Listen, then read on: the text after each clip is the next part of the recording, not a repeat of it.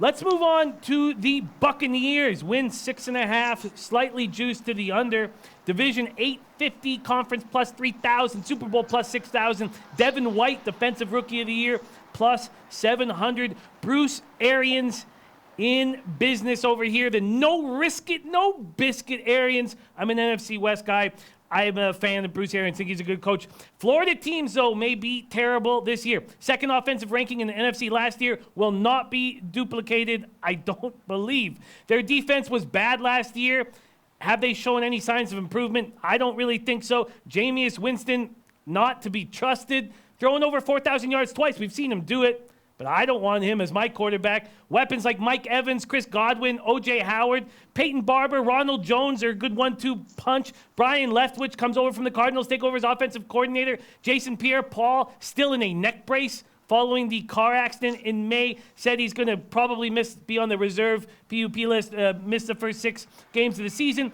First-round pick Vita Vea should continue to improve. Devin White's going to be a monster. Ndamukong Suh comes over, a guy just despised by everybody who watches NFL. He was in 40% of the plays with the Rams last year, $9.25 million. Levante David, weak secondary. Vernon Hargraves, a bust.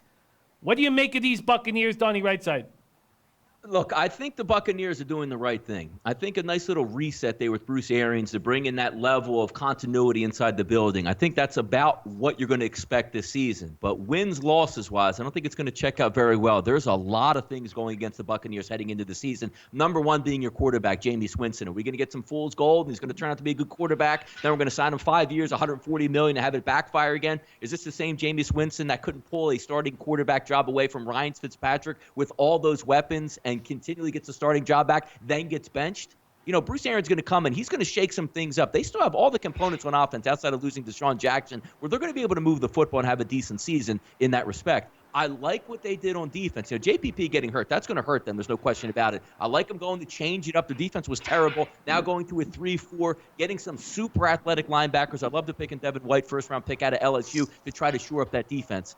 But that's about all that's going to go well for the Buccaneers this year. They're sitting right in that realm. What are we looking at, Jimmy? Team total-wise, 6.5, and that's where they should be. Look at their 5-year run. 2 wins, 6 years. They crested 9 wins, then crashed back to 5-5. That all with a quarterback, as we like to say, who should have been your franchise and should be getting cheaply and should be winning football games and spending your money elsewhere. Now you're worried about spending and making a $150 million investment on your starting quarterback if he plays well. That's going to tear up for the future that total salary cap. But here's the problem with the Buccaneers. When we talk about, you know me, Jimmy, I love home field advantage in football. It's so hard. Forget about winning in the playoffs on the road. Winning on the road in the regular season is tough to do. You're going to tell me that Tampa Bay, Jimmy, is going to have a home game on September 22nd,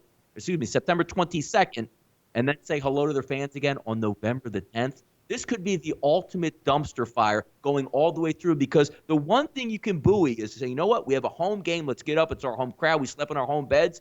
They're going to be away for that long, and this isn't a good football team. It's still a young football team trying to learn. I don't know where they're going to end up at the end of the season, but if I'm looking right now at a 6.5 team total with that amount of damage being on the road, you're looking at a team, because once NFL teams see the future coming through and say, you know what, Jameis Winston isn't our guys, it's no longer about winning in that franchise. It's about tanking and getting to the finish line and getting the number 1 overall pick to select your quarterback. Give me the under 6.5. There's way too many things going against Tampa Bay this year, Jimmy. I agree. And if I had... Maybe you pushed me into making it a play, because free play I take under 6.5, and maybe I make it an official play after this breakdown. Whale Capper, Buccaneers. Yeah, this one's really tough. I see some potential for them to way overachieve on 6.5. I like Bruce Arians as a coach. That's a positive. There are moments in the course of Jameis Winston's career where he has shown an ability to make impressive passes. He can do it. And then the problem is, to this point, you know, he's either making poor decisions off the field that's keeping him off the field from suspension, or he turns around and right after he makes a spectacular pass 40 yards down the field, throws a boneheaded interception. Now, you put a guy like Bruce Arians together with a quarterback who can pass. He just needs a little bit better decision-making. Maybe he just needs a little bit better guidance, you know, a little bit better kind of, you know, a well-respected opinion in his ear. Kind of that could manifest as something positive. It could. And so I'm, a little hesitant to just say, yeah, full agreement here, consensus. Let's bang this under, because I could see, I don't really want to doubt Bruce Arians. We haven't seen him coach in a while. That's true. I don't think the league has really moved that much farther beyond what he was doing when he walked away from coaching the Arizona Cardinals. And in fact, a lot of what he had at the time with the Cardinals is kind of what other teams are emulating and adopting now into their approach. So his scheme, his system works for this NFL, and he's got weapons around Jameis Winston to do some damage. They have a poor defense still, in my opinion. I think they desperately needed to address the secondary, and they did not. This kind of trickles back to I don't really buy. I don't think they have a great ownership. I don't think they have a great general manager. And so kind of the fish rots from the head in that regard. And so overall, this roster does not look like a team that's going to challenge the likes of the Falcons or the Saints. They can beat the Panthers probably for sure at home, maybe on the road. They'll win a handful of other games, but I think I have them coming in right around 6 or 7 wins. So I'm going to stay away from this guy.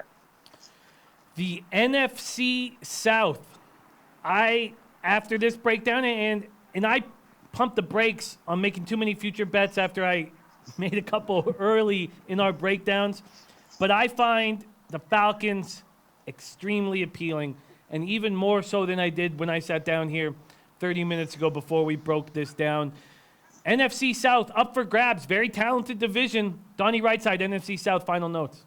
Yep, I'm gonna stick with New Orleans. I'm gonna think they're gonna win this division here. But if you're asking me for like a best bet or what we can look forward to, I'm in agreement. Give me the over 8.5 for the Atlanta Falcons. I think overall of every single value shot, even though you can't get a future at 10-1 or 5-1 on it, I think it's a great one. There's no way the Atlanta Falcons don't get 9 wins this year. Give me the over 8.5. I like it. Whale Capper, NFC South, Week 17. We see the Saints and Falcons playing. What are your final thoughts on this division? Thanksgiving we get them too, don't we? I can't remember exactly. I think they're playing. Those are the two games that decide this division, in my opinion. And I think, I think the likelihood that we see the Saints start slow is pretty high, which has me very interested in the preseason positions on the Falcons for both the NFC South and for the Super Bowl.